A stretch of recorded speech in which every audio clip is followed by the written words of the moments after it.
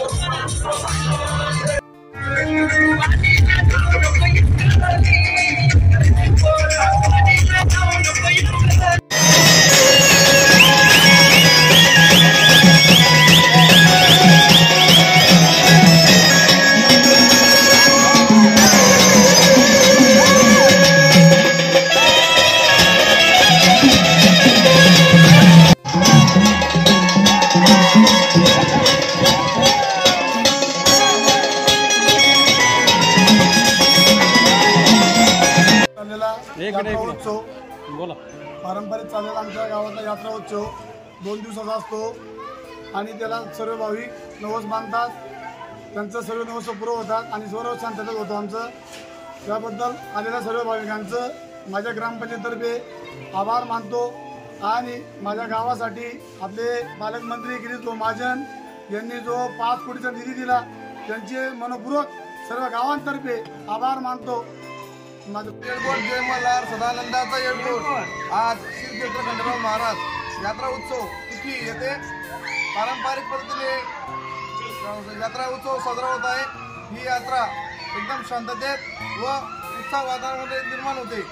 या यात्रेचं वैशिष्ट्य असं आहे की ही यात्रा नवस पूर्ण करते प्रत्येक व्यक्तीचे आणि या यात्रेकरूंचे या ठिकाणी स्वागत केले जाते। बाहेरून आलेल्या पाहुणे मंडळींची या ठिकाणी मनोकामना पूर्ण होते। हे असे देवस्थान आहे। या क्षेत्रातला मागच्या वर्षी आम्ही पाठपुरावा करून या ठिकाणी 5 कोटीचा निधी ग्रामस्थांच्या माध्यमातून या ठिकाणी आणि सरपंचाच्या पाठपुरावाने या ठिकाणी मिळवत आलेला आहे। पुढील वर्षी काहीतरी कामाचा वेग या ठिकाणी दिसेल आणि काम प्रगतीपथावर असेल असे हे आमचे इच्छा पूर्ण करणारे श्रीखंडराव महाराज देवस्थान आहे। त्याच्यामुळे पंचक्रोशीतील गावातल्या देवस्थानला सर्व पंचक्रोशीतील मंडळी या ठिकाणी 10 ते 20 प्रमाणात या ठिकाणी यात्रा उत्सव शांततेत पार पडत असतो।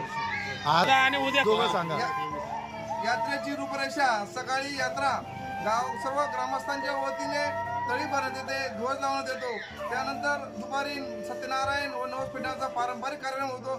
संध्याकाळी गावात तगत राहून मिरवणूक करून हजेरी व त्यानंतर रात्री तमाशा याचा आयोजन असतं।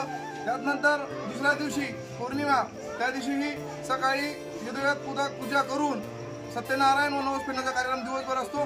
तसंच त्याचप्रमाणे गावात एकत्र फिरून हजेरी व तमाशाचा कार्यक्रम या ठिकाणी उत्साहात व शांततेत पार पडतो।